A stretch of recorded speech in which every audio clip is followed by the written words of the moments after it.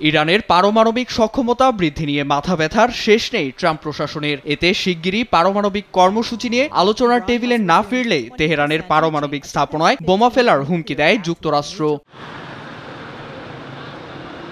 তেহরানের উপর সামরিক বল প্রয়োগের হুমকি দেন মার্কিন প্রেসিডেন্ট ট্রাম্প। তার এই বক্তব্যের পর ইরানের পাশে থাকার প্রতিশ্রুতি দেয় রাশিয়া। ট্রাম্পের মন্তব্য ঘিরে মিত্র তেহরানের উপর হামলার ষড়যন্ত্রকে অপেশাদার এমনকি আইন পরিপন্থী বলেও মন্তব্য করে মস্কো। বৃহস্পতিবার এক বিবৃতিতে মস্কোর পররাষ্ট্র মন্ত্রণালয়ের মুখপাত্র মারিয়া জাখারোভা ওয়াশিংটনকে সতর্ক করে বলেন, ইরানের পারমাণবিক স্থাপনাগুলোতে বোমা ফেলা হলে তা সম্ভাব্য বিপর্যয় ডেকে আনবে। ইরানের স্থাপনায় আগ্রাসন অনৈতিক ও অগ্রহণযোগ্য। তাদের পারমাণবিক স্থাপনায় হামলা হলে তেজস্ক্রিয় রশ্মি ছড়িয়ে পড়বে, যা শুধু ইরানে নয়, মধ্যপ্রাচ্যেও মানব সংকট ডেকে আনবে।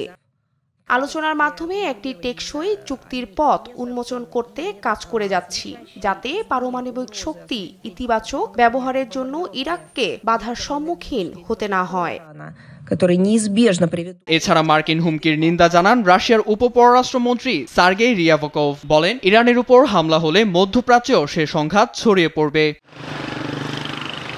এদিকে ইরানে হামলার হুমকির পর শক্ত অবস্থান নিয়েছে আরব দেশগুলো। হামলায় ব্যবহৃত মার্কিন যুদ্ধবিমানকে নিজেদের বিমানবন্দর ও আকাশসীমা ব্যবহার করতে অস্বীকৃতি জানিয়ে নিষেধাজ্ঞা জারি করে সৌদি আরব ও উপসাগরীয় অঞ্চলের দেশগুলো।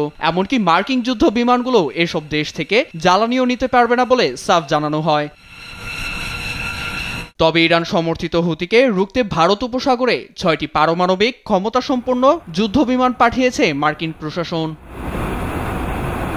নীরব দাস, নিউজ ডেস্ক, দেশ টিভি।